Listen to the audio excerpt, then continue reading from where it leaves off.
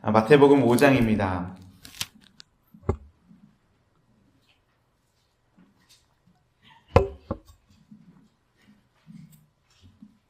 마태복음 5장 4절의 말씀입니다.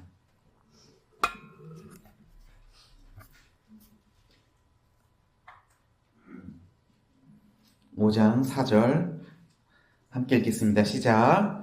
애통하는 자는 복이 있나니 그들이 위로를 받을 것이며. 아멘. 한 번 더 읽겠습니다. 시작. 애통하는 자는 복이 있나니 그들이 위로를 받을 것이며. 아멘.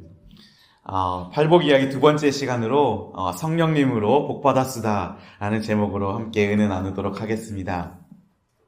하나님의 나라를 삶 속에서 누리고 계십니까? 내가 죽어지고 온전히 하나님 한 분만을 구하는 그 시간이 여러분들 삶 가운데 있으십니까? 그 은혜가 오늘 하루도 있기를 간절히 소망합니다. 요즘 이제 MZ 사이에서 또 제가 MZ니까 MZ 사이에서 유행하는 단어가 있습니다. 왜 웃죠? 네, 단어가 있습니다. 제가 되게 좋은 소스를 또 애견남, 테토남, 애견녀, 테토녀라는 단어가 있습니다. 무슨 의미인지 아세요? 저 이게 약간 젊은 교회 아닙니까? 네, 아시나요? 네, 죄송합니다. 무슨 의미냐면 에스트로겐이란 여성 호르몬이 더 있어서 섬세하고 여성성을 띠고 있는 남자를 애견남이라고 합니다. 그리고 테스토스테론 남성 호르몬이 조금 더 있어서 남자다운 남자를 테토남이라고 합니다. 그러니까 여성스러운 여자를 애견녀, 또 약간 남성스러운 여자를 이제 테토녀라고 하는데, 여러분들은 어디에 속하십니까? 저는 약간 이제 애견남에 가까워서 눈물이 굉장히 많습니다. 굉장히 드라마를 보면서도 굉장히 눈물을 많이 흘리고 슬픈 이야기를 들어도 눈물이 굉장히 많은 그런 사람입니다. 굉장히 섬세한 남자. 민망하네요. 섬세한 남자입니다. 여러분들 삶 가운데 눈물과 애통함이 있으십니까? 우리 교회는 눈물과 주님을 향한 그 애통함이 있습니까? 우리의 부모 세대에는 교회에 부흥이 있었던 그 시절에는 굉장한 애통함과 가슴을 치는 기도와 눈물들이 있었기 때문에 하나님께서 놀라운 부흥과 기적들을 한국교회와 미국교회에 허락하여 주셨습니다. 저는 우리 교회에 희망과 소망이 있다라고 생각합니다.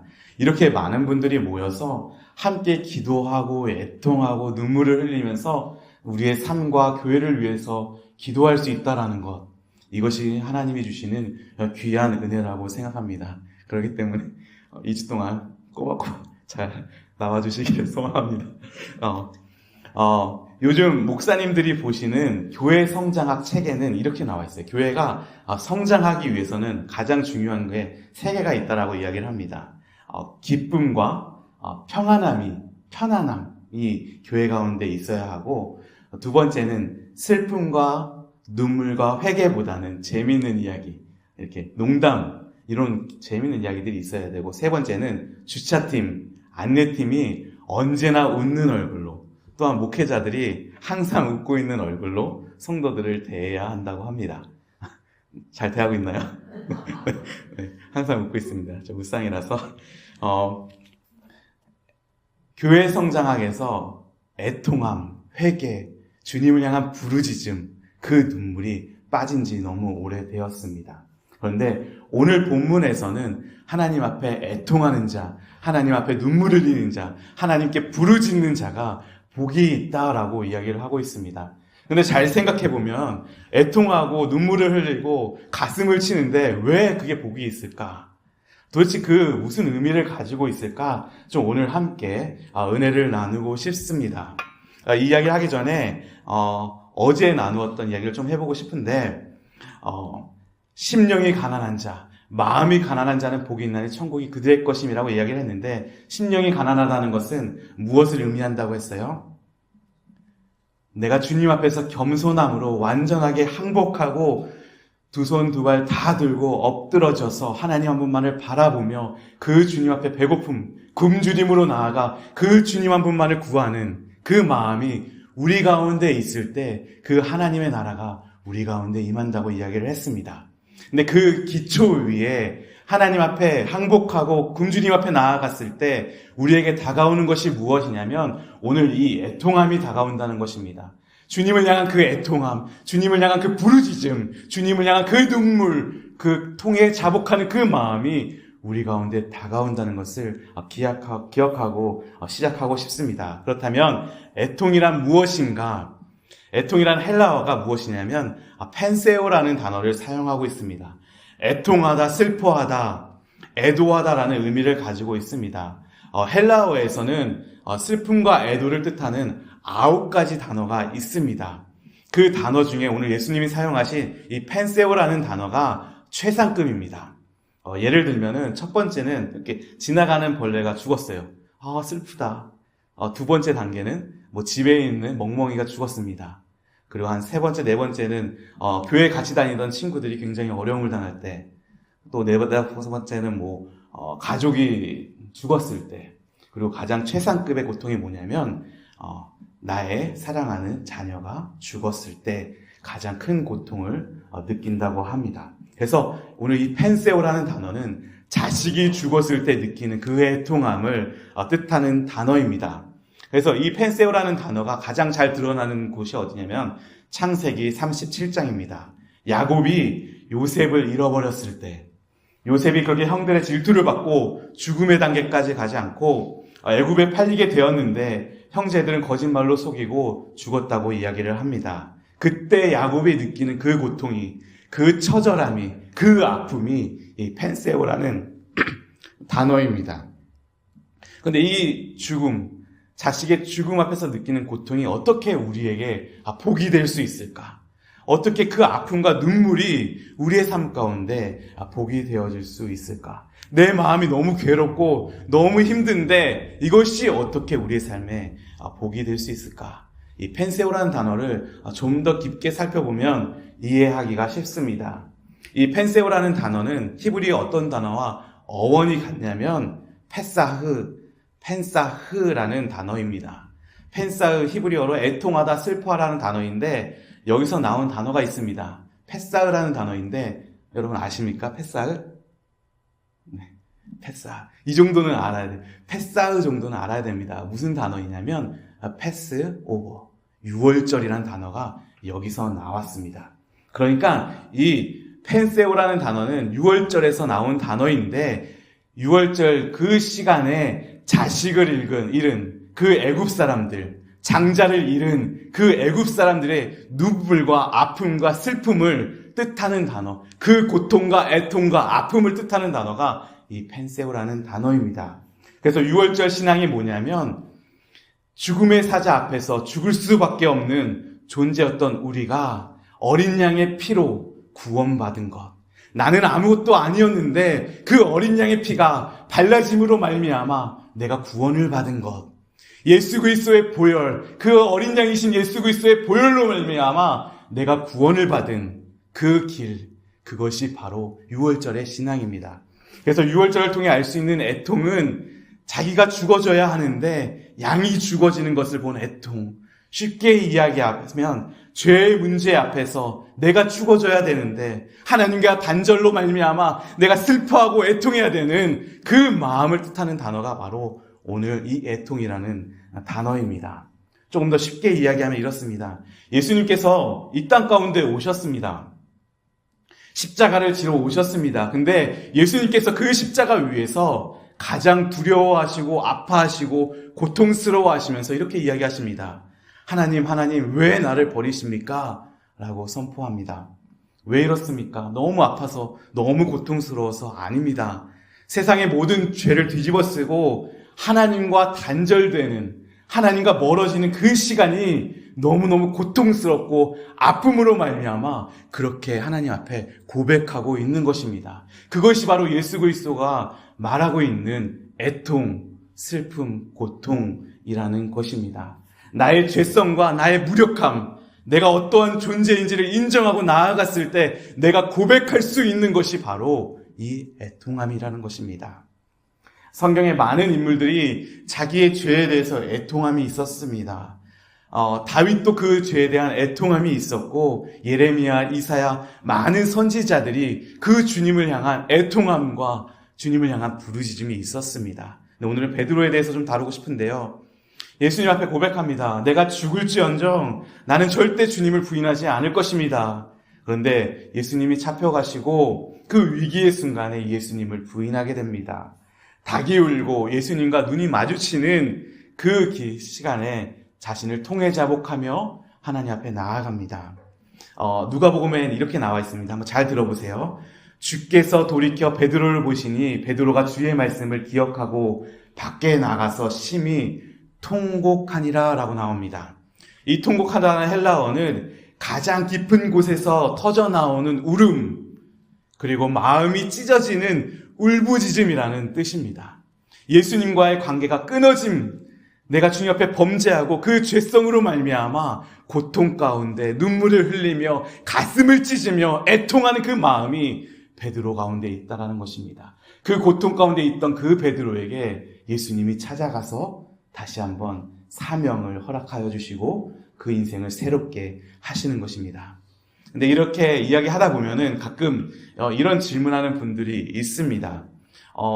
목사님, 저는 주일에 나와서 봉사도 하고요.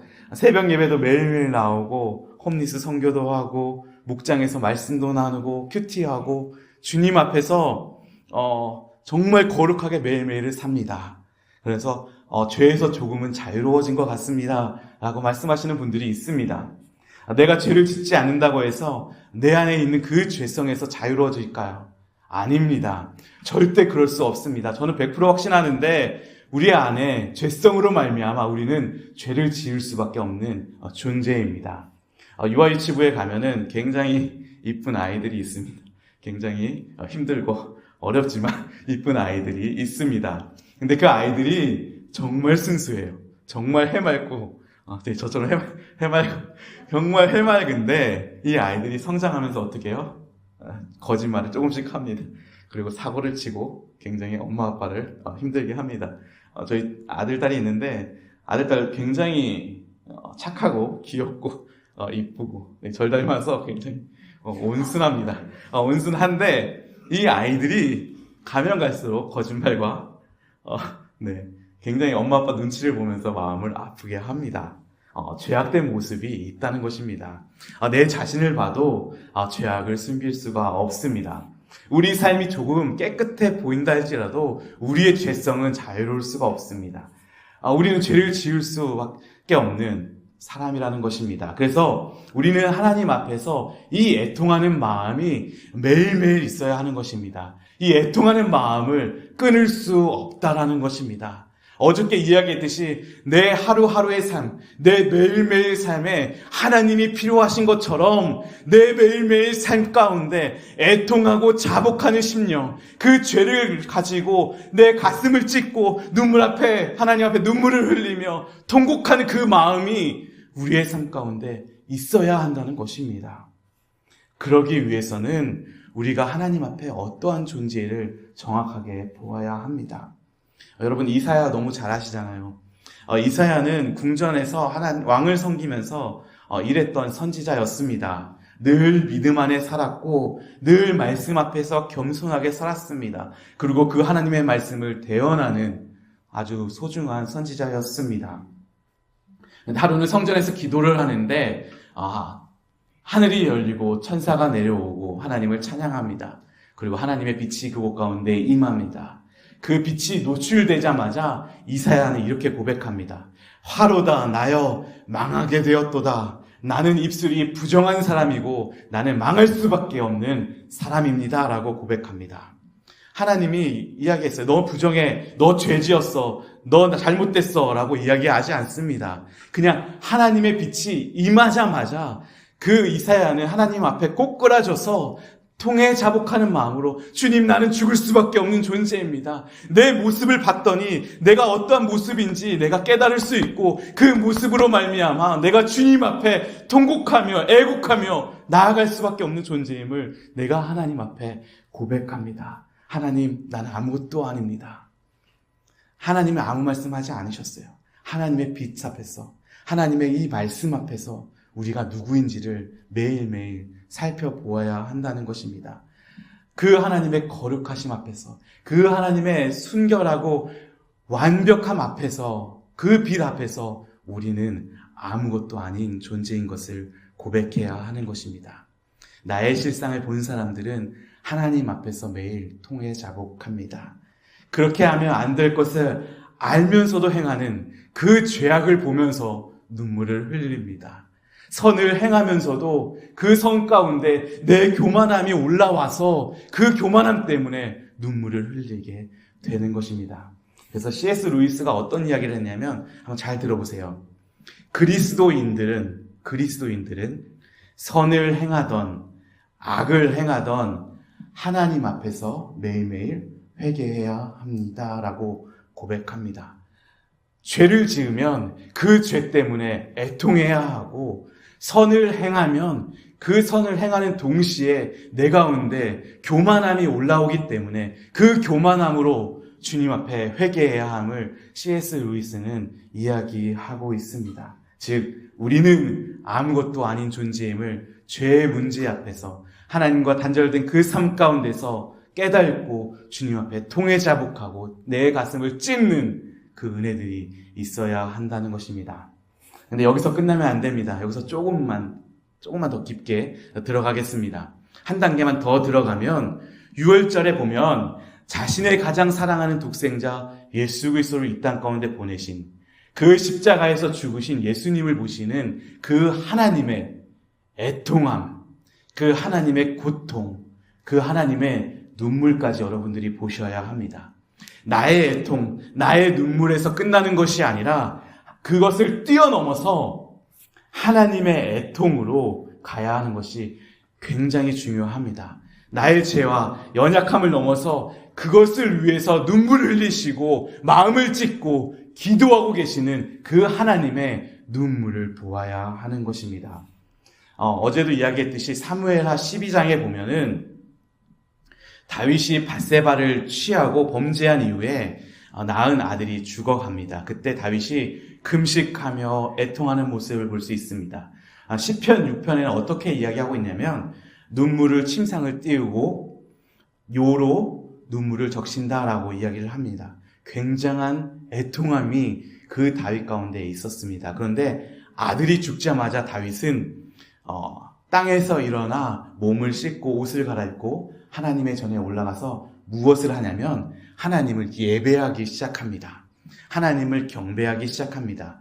무슨 의미냐면 나의 죄와 그 문제로 애통하고 눈물을 쏟아내고 나아갔던 그 후에 그 다윗은 하나님을 경배하는데 나의 아픔, 나의 고통을 누구에게 맡기냐면 하나님께 맡기고 그 하나님의 고통과 하나님의 눈물을 붙잡고 시편 51편으로 하나님 앞에 나아가 하나님을 찬양하는 것입니다.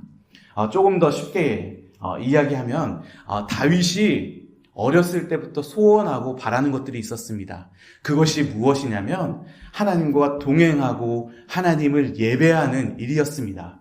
그런데 사무엘이 어느 날 나타나서 다윗에게 기름을 붓습니다. 그 기름을 붓는 장면 가운데 사무엘 상에 이런 이야기가 있어요. 하나님의 영이 크게 감동하였더라 라고 나옵니다. 무슨 의미냐면은 다윗이 하나님과 동행하고 하나님을 붙잡는 줄 알았어요. 그런데 그것이 아니라 하나님이 다윗을 붙잡는 힘이 더욱 강하다는 것입니다. 더욱 강하고 훨씬 크다는 것입니다. 내 눈물과 내 아픔과 내 고통으로 주님 앞에 나아가는 줄 알았는데 그것이 큰 줄 알았는데 그것이 큰 것이 아니라 하나님이 나를 위해 눈물을 흘리시고 애통하고 가슴을 찢고 계시는 그 눈물이 훨씬 크고 훨씬 강하고 훨씬 놀라운 은혜로 우리 가운데 다가온다는 것입니다.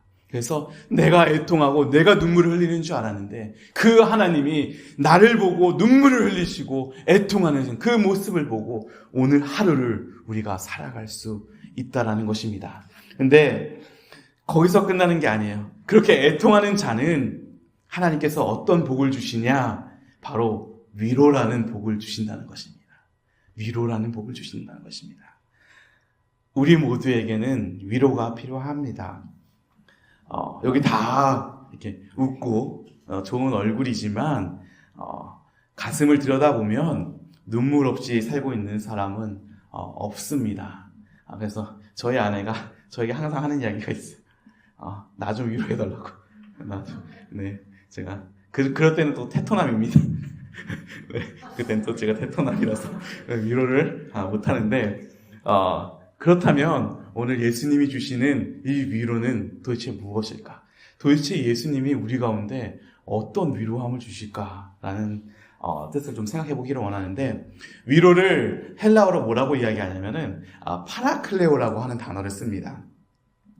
이 단어가 어떻게 주어졌냐면 무엇 옆에라는 파라라는 단어와 부르다라는 칼레오의 합성어입니다. 그래서 주님께서 우리를 옆으로 부르셔서 우리를 보호하시고 우리를 지켜내신다는 단어가 바로 이 위로라는 단어입니다. 그래서 이 애통하는 자에 하나님이 주시는 선물은 우리를 부르셔서 우리와 함께 하시고 우리에게 힘이 되어 주시고 우리를 지켜주신다는 것이 이 위로함의 뜻입니다. 우리 옆에서 딱 달라붙어 주셔서 우리의 삶을 동행하여 주시고 우리를 보호해 주신다는 사실입니다. 근데 예수님이 이 땅에 오신 목적도 마찬가지입니다. 예수님이 우리와 동일한 몸을 입고 이 땅 가운데 오셨습니다. 근데 이 땅 가운데 오셔서 우리와 동일하게 살아가세요. 가슴 아픈 일, 눈물, 슬픔을 겪으시면서 살아가십니다. 왜 그렇게 살아가시는지 아십니까?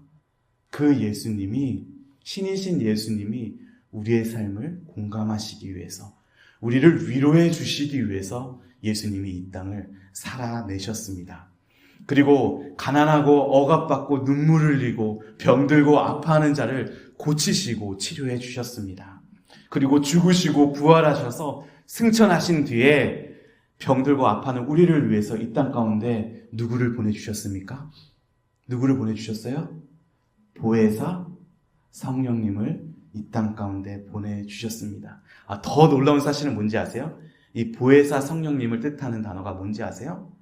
파라클레토스, 동일한 단어를 쓰고 있어요. 위로랑 성령님이랑 동일한 단어를 쓰고 있어요. 성령님이 이 땅 가운데 오셔서 여러분들을 위로하기를 원하신다는 것입니다. 우리에게 애통함이 복이 되는 이유는 우리의 죄 때문에 애통할 때, 하나님의 마음을 가지고 눈물을 흘릴 때, 하나님의 나라를 보며 가슴치며 통곡할 때 성령님께서 가만히 계시는 것이 아니라 위로자가 되시는 그 성령님께서 우리 옆에 딱 달라붙으셔서 우리를 보호하시고 우리를 지켜주시고 우리를 위로하시고 우리와 함께 하신다는 그 놀라운 사실이 이 팔복에 숨겨진 의미라는 것입니다. 감히 세상이 줄 수 없는, 그 누구도 채울 수 없는, 그 가족이 채울 수 없는 그 놀라운 위로가 성령님의 은혜를 통하여 우리의 삶 가운데 흘러 넘치게 된다는 것입니다. 하나님의 눈물을 기억하며 사는 삶, 내 죄 때문에 마음 아파하는 사람에게 폭포수와 같이 그 위로가 우리의 삶 가운데 넘치게 된다는 것입니다. 저는 여러분들의 삶을 위로하고 싶습니다. 이 세상을 살면서 굉장히 힘들고 어렵습니다. 자녀들의 문제, 또 여러 가지 삶의 문제들, 또 직장의 문제들, 신분의 문제들, 그 아픔의 문제들이 여러분 삶 가운데 있습니다. 그런데 그 인간의 어떠한 위로보다도 성령님께서 오늘 여러분들의 삶을 찾아가시길 소망합니다. 성령님께서 여러분들의 삶을 찾아가셔서 옆에 딱 달라붙으셔서 그 놀라운 은혜로 우리의 삶을 위로하시고 채우시기를 소망합니다. 두빈아, 너무너무 수고했어. 두빈아, 잘하고 있어. 두빈아, 그래, 계속 한번 가보자 라고 하시는 그 음성을 드러내기를 소망합니다. 반주해 주시고요. 오늘 본문을 메시지 성경에서 보면 이렇습니다. 한번 잘 들어보세요. 가장 소중한 것을 잃었다고 느끼는 너희는 복이 있다. 그때야 너희가 가장 소중한 품에 안길 수 있기 때문이다 라고 메시지 성경은 이야기하고 있습니다. 나의 가장 소중한 것은 무엇입니까? 나의 자존심, 나의 안정감, 나의 죄악의 모습, 나의 옛자, 나의 자녀들, 나의 가족들, 내 남편, 내 부인,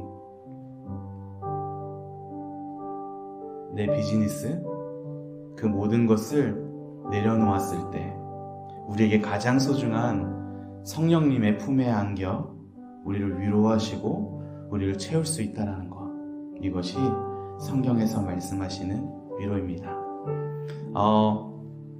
토마스, 이 메시지 성경을 가지고 다시 한번 하나님을 찬양하고 높여드린 분이 계세요. 토마스 도롯이라는 분이신데 찬양 사역을 하시는 분이셨어요. 32살에 출산을 앞둔 만삭이 된 아내를 함께 살고 있었습니다. 어느 날 찬양 사역에 초청을 받고 조금은 염려스러웠지만 그럼에도 불구하고 주님의 말씀에 순종하는 마음으로, 애통하는 마음으로 그 교회에 가서 찬양 인도를 하게 됩니다. 찬양 인도를 열심히 하고 있는데 갑자기 소식을 받게 됩니다. 아내가 너무 위독하다는 거예요. 그렇다고 바로 집으로 갈 수 없어서 사역을 잘 마치고 황급히 집으로 달려갔습니다. 근데 집에 갔을 때 벌써 아내는 싸늘한 시신이 되었습니다. 뱃속에 있는 아기도 죽고 말았습니다. 얼마나 슬프고 눈앞이 캄캄했는지 어떤 사람의 위로도 어떤 사람의 눈물도 공감이 되지 않았습니다. 너무 깊은 절망과 너무 깊은 슬픔 가운데서 우울증 안으로 들어가기 시작합니다. 그 충격이 너무 커서 회복이 되지 않습니다. 그래서 정신병원에 입원하게 됩니다. 입원하고 치료를 받던 어느 날 병원 로비에 피아노가 있었다고 합니다. 근데 그 피아노 앞에서 아무 생각 없이 멍하니 앉아 있었습니다. 그런데 그때 갑자기 위로의 하나님이 그 도롯이라는 사람에게 임하기 시작합니다. 위로의 성령님께서 그의 가슴을 만져주기 시작합니다. 그때 지은 찬양이 바로 이 찬양입니다. 주님이여 이 손을 꼭 잡고 가소서라는 찬양입니다. 한번 잘 들어보세요. 제가 읽어드리겠습니다. 주님이여 이 손을 꼭 잡고 가소서. 약하고 피곤한 이 몸을 폭풍의 흑암 속 해치사 빛으로 손잡고 나를 인도하여 주시옵소서. 인생이 힘들고 고난이 겹칠 때 주님이여 날 도와주시옵소서. 외치는 이 소리 귀 기울이시사 손잡고 나를 인도하여 주시옵소서. 위로의 하나님이 도롯씨에게 임하니까 그 하나님의 은혜가 경험되어지고 나니까 이 찬양이 고백처럼 나온다는 거예요. 주님 내 손을 잡아주시옵소서. 나는 약하고 부족하고 죄 때문에 매일매일 애통하며 눈물을 흘리고 주님 앞에 죽을 수밖에 없는 존재입니다. 주님 나를 도와주시옵소서. 주님 나를 불쌍히 여겨 주시옵소서. 폭풍 흑암 속 그 모든 것을 해치사 다시 한번 그 빛 가운데 나를 인도하여 주시고 나를 붙잡아 주시옵소서. 하나님은 지금도 살아계십니다. 이곳 가운데 여러분들과 함께 계십니다.